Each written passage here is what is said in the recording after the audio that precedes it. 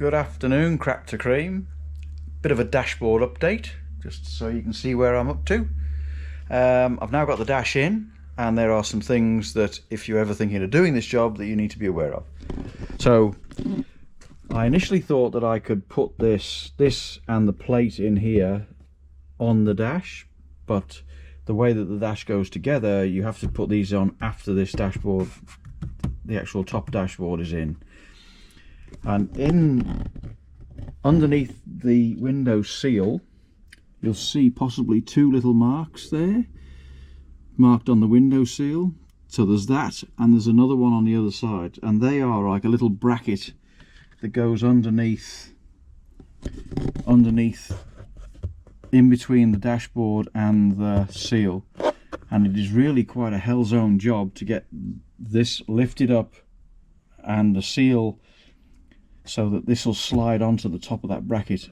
I know it's on there now because I can't push it down, but you soon know whether you've got it on or not, because if you haven't, then you can push this dashboard down and it goes and dips. And I then used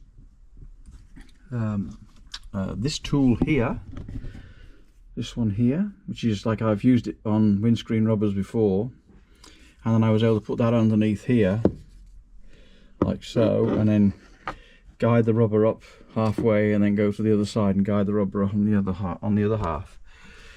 So that makes it a lot easier. At one point I was on the verge of thinking I had to take the windscreen out to get this back in, because it's a really fiddly pain in the arse job.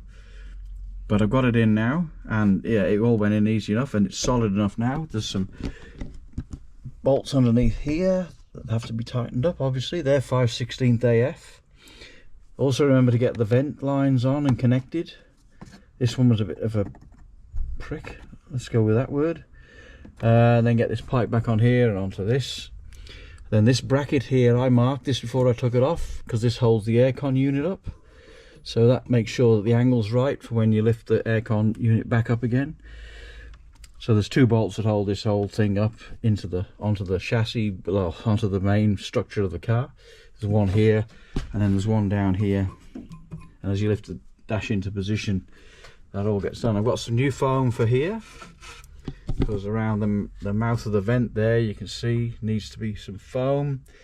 There was a little bit of foam that needed to go on top of here, underneath this, so it doesn't rattle on the top of the heater fan box thing.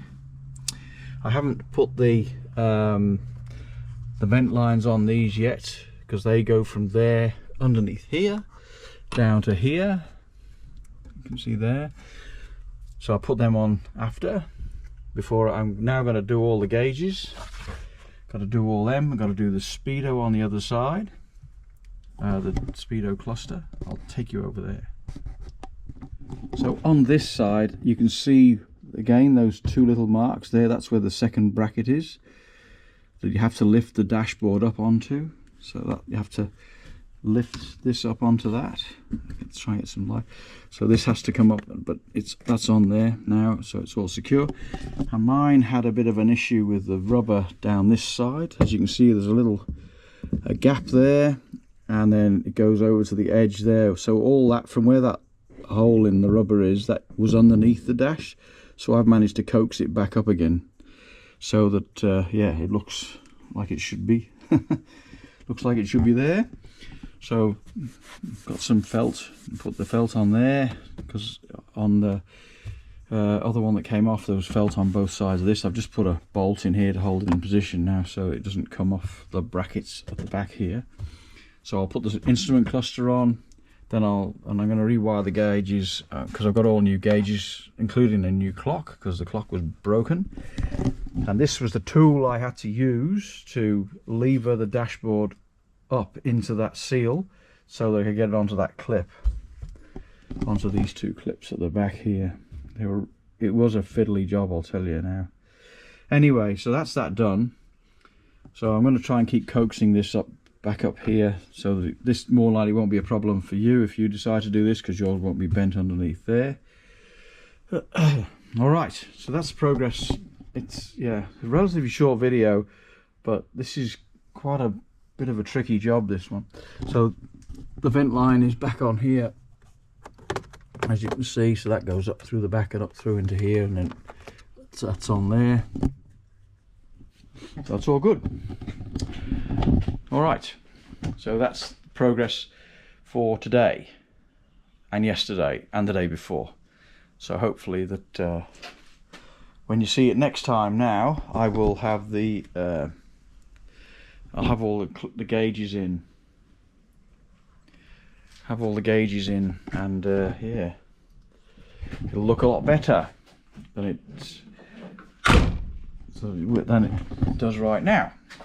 All right, so if you, just in case you're interested, this is the foam. Like it says, so this is a Ever 75 foam sheet. I don't know.